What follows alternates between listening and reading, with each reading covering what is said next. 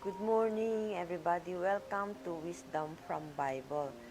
So today we will continue to share the concept of resurrection for men. So we will share to you some of the Bible verses that will tell us that death and life from God's point of view does not really affect the physical appearance. So, in Genesis 2:17, this one, when God said, "If you eat the fruit, you will surely die." So when Adam and Eve ate the fruit, certainly they died. But there was no external changes in their appearance. Diba? Namatay nga sila pero wala namang nagbago sa katawan nila. Siguro nagbago lang ng kaunti yung mukha nila dahil because of could be fear, ganyan na they violated the law of God or they disobeyed the words of God. Merong nagbago sa mukha nila na fear, na lumalabas yung fear or conscience stricken, ganyan. Pero externally, they are just the same. Walang nagbago sa kanila. So, similarly, kapag mabuhay ulit tayo, when we resurrect, magkakaroon din ng changes pero hindi sa external. Mabubuhay tayo na walang pagbabago sa katawan natin, sa appearance natin. Ganun. Bali, when we change our dominion or when we change from Satan's kingdom and go to God's kingdom,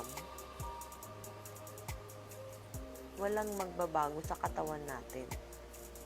When we are still living on earth na magbago tayo, mag-repent tayo, magbago tayo ng sarili natin, and go to God's dominion, walang magbabago sa natin, sa external appearance natin. Siguro may magbabago, magiging mas masaya, mga ganun, mas glowing, mas maganda yung aura, ganun.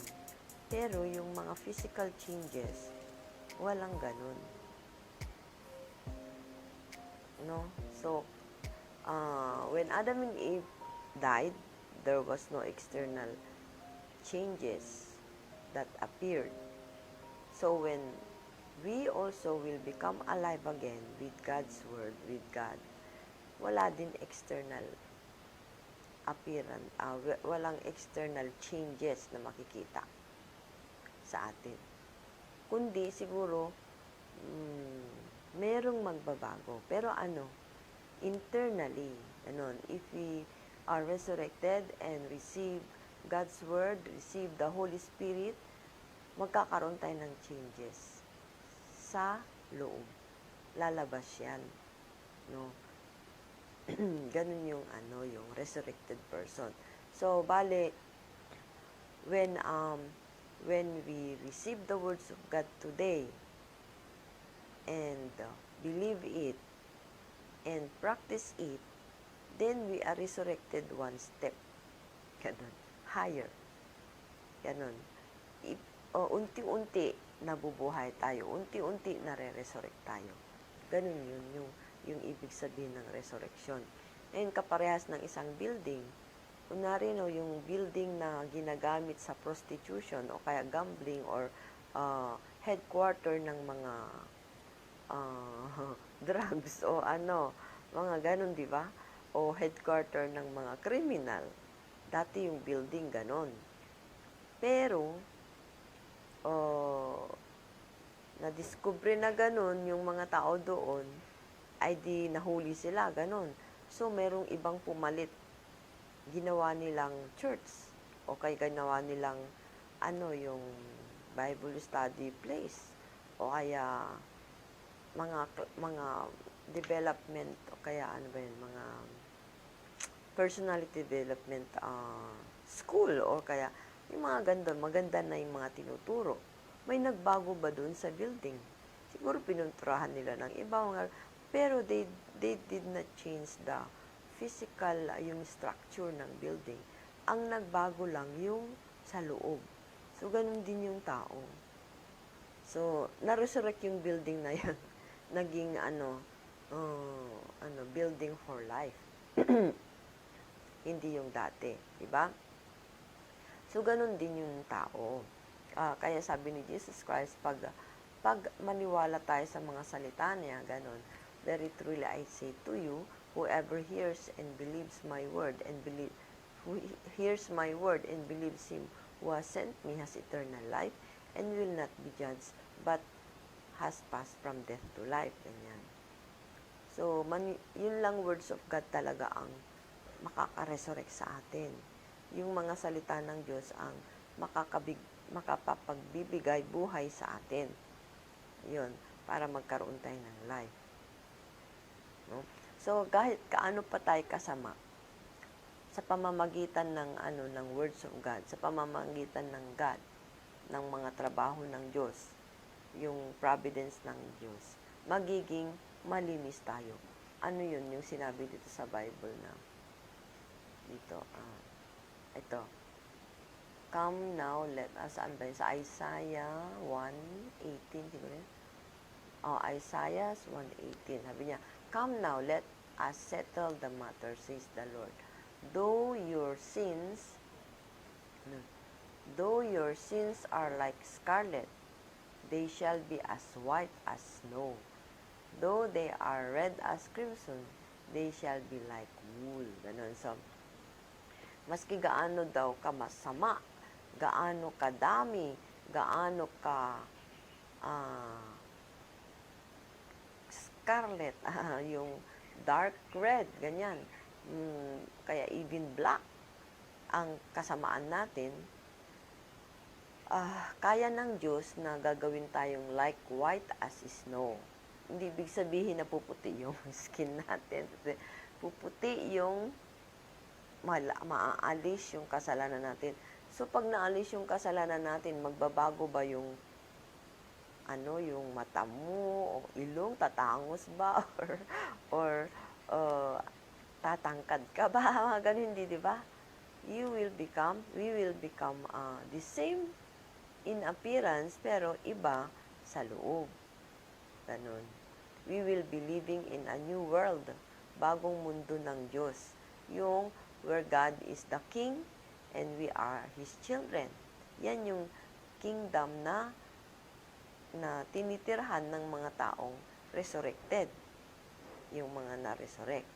Ngayon, merong isang issue tungkol sa resurrection ni Jesus Christ. Bakit si Jesus Christ? Di ba, ganon? Di ba namatay na siya, tapos ganon. So,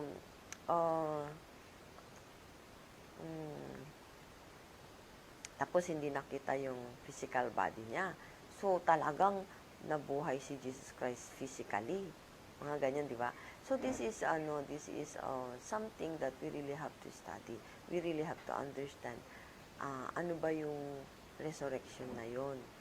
Totoo bang yung katawan ni Jesus Christ na namatay sa krus ay lumabas ulit sa tomb tapos nabuhay ulit.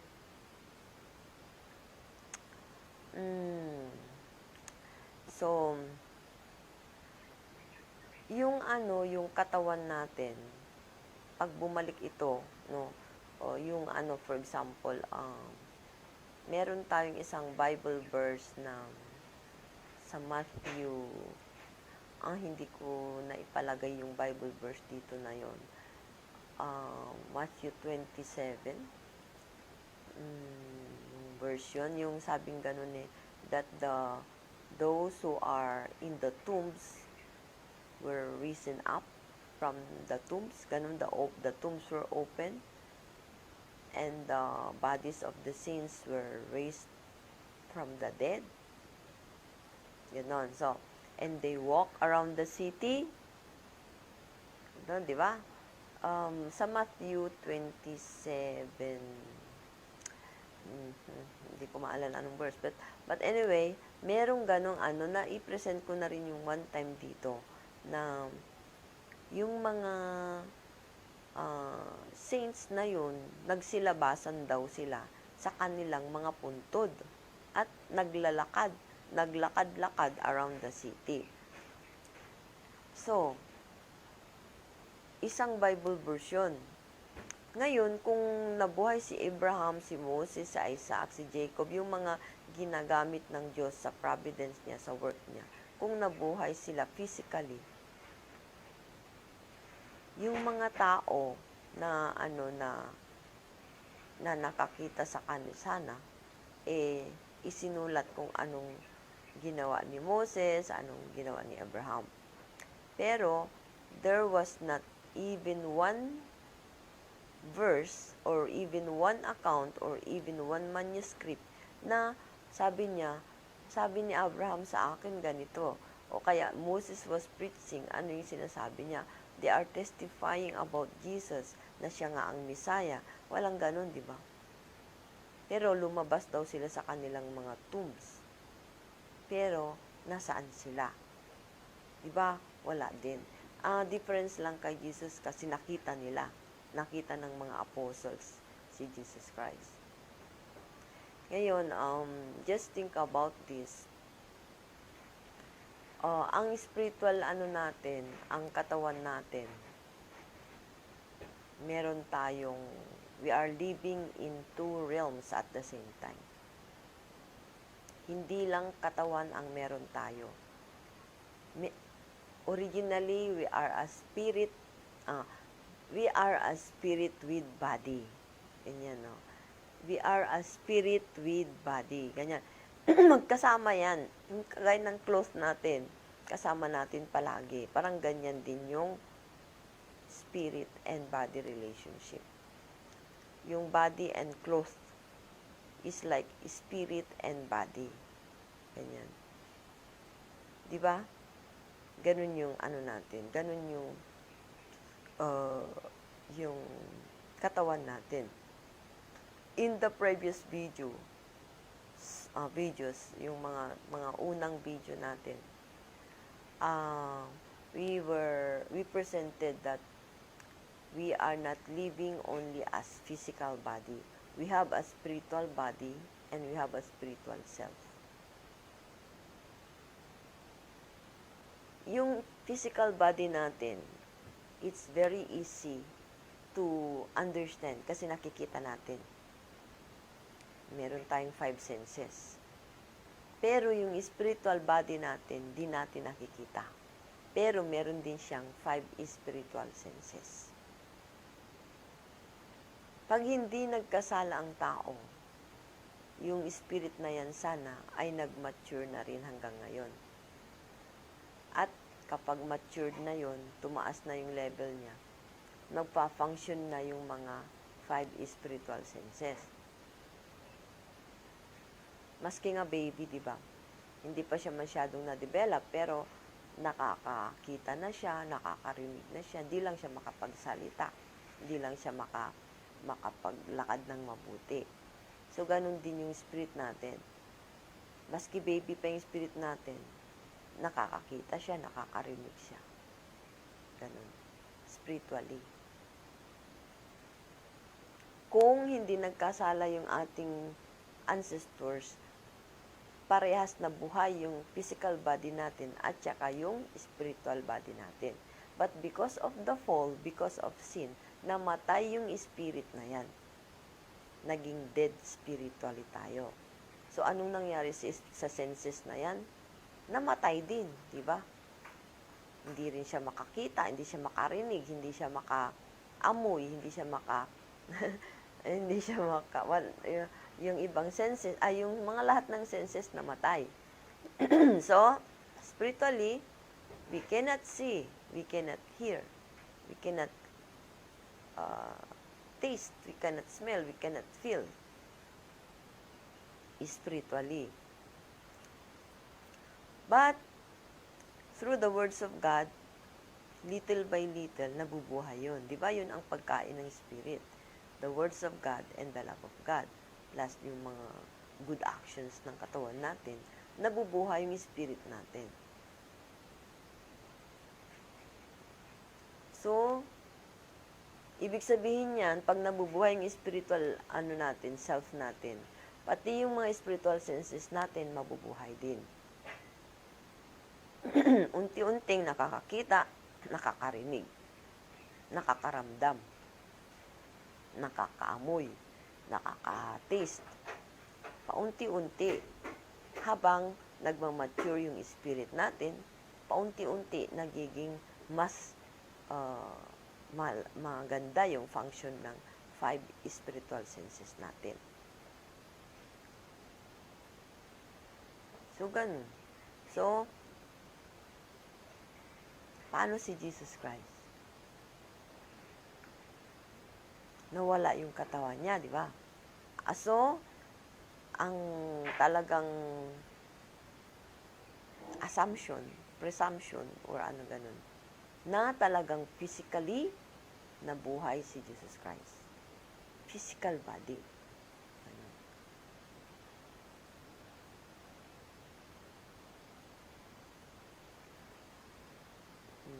Just think na lang kung ano ang nakita nila ng mga apostles. Ano yung mga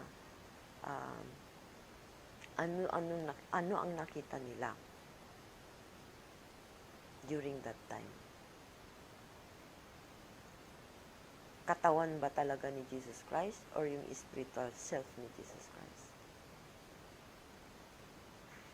Ano ang tumitingin kay Jesus Christ, yung physical senses nila o yung spiritual senses nila?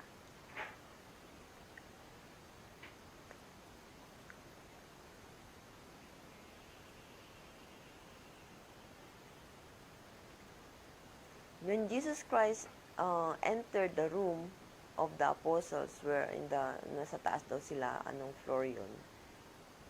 Nasa higher floor sila, upper floor, sabi doon. They were in one room. Nakasara ang pinto, bintana, nandoon sila.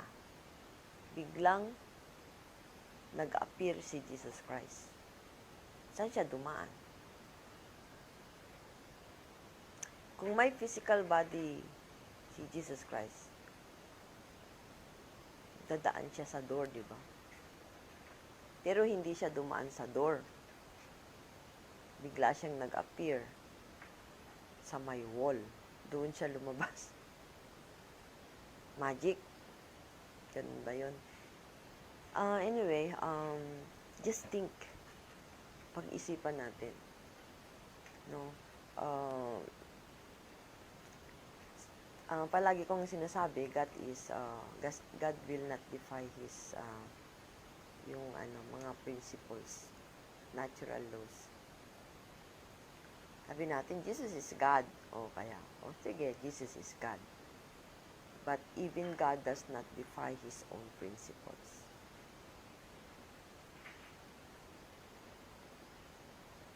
He will follow the same principles, the same natural law. He follows His own law. Hindi niya yun i-violate.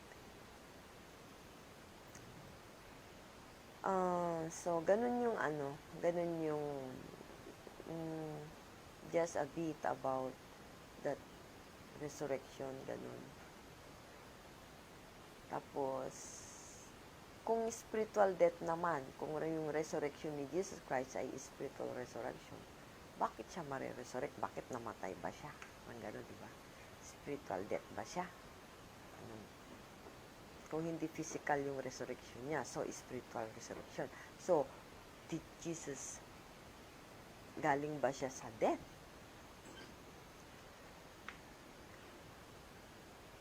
Galing pa siya sa realm of Satan? Nagkasala ba siya? Yun naman ang next na tanong.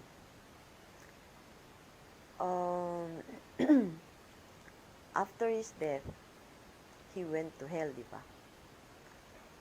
He went to the realm of Satan. He carried all our sins. Inako niya lahat yung kasalanan natin. So, dumikit sa kanya lahat yung mga kasalanan natin. Ganun. Inako niya yung mga kasalanan ng mga tao. And went to hell, di ba? 3 days.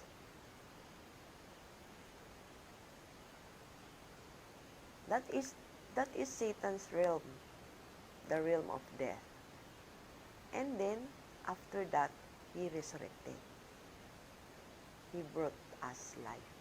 He gave us life.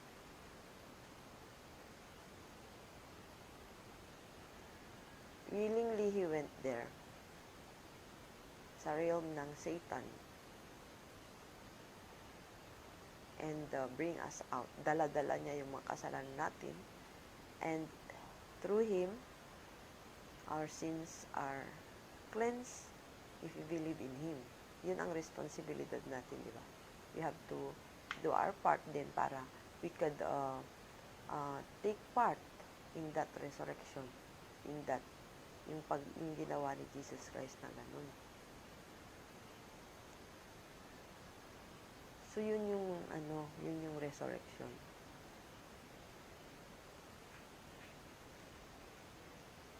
And,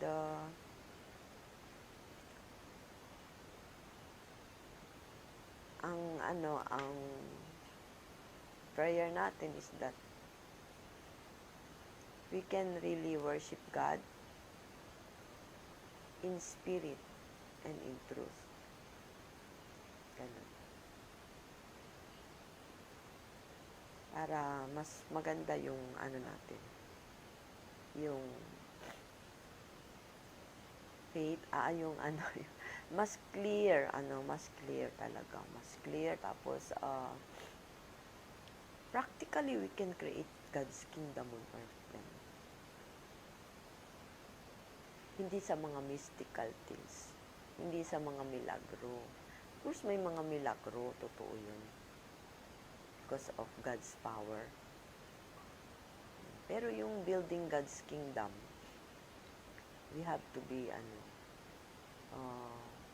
magagawa natin yun with a very clear understanding of what was God's plan. What was God's plan? He wanted us to live, to be with Him. Buhay na buhay, both spiritually and physically.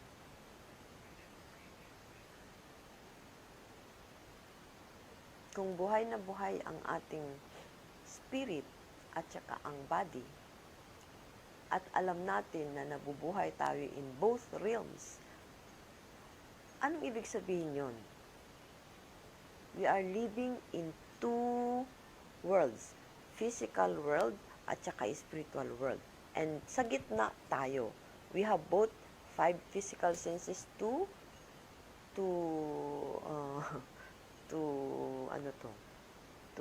take care or to sense the physical world.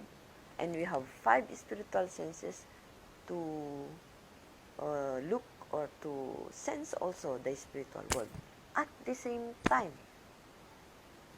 So, ibig sabihin yan, sa original world of God, in God's kingdom, we can talk physically with people and we can talk spiritually with spiritual people.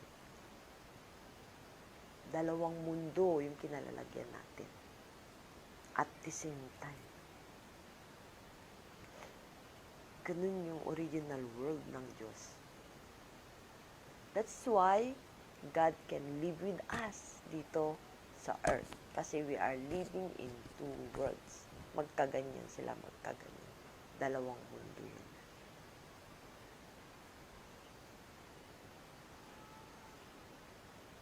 So kapag ang isang tao, na-discard na niya yung kanyang damit, kaya itong katawan na bumunta na siya dyan, nandyan pa rin siya, nandyan sa spiritual world. Pag may yung spiritual senses natin fully developed, we can still talk to them. can still see them spiritually. Kaparehas ni Adan tsaka ni Eva noon na nakikipag-usap sa mga anghel. Nakikita nila. Natatouch nila. Yun yung original word of God.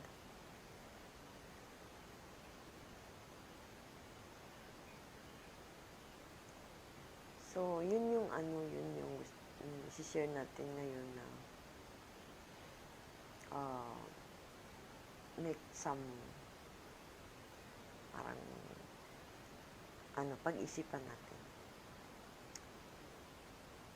yung more clear concept of resurrection. Clear concept of life and death, and clear concept of coming from death to life. Okay? Yun lang. Bye-bye. Have a nice day.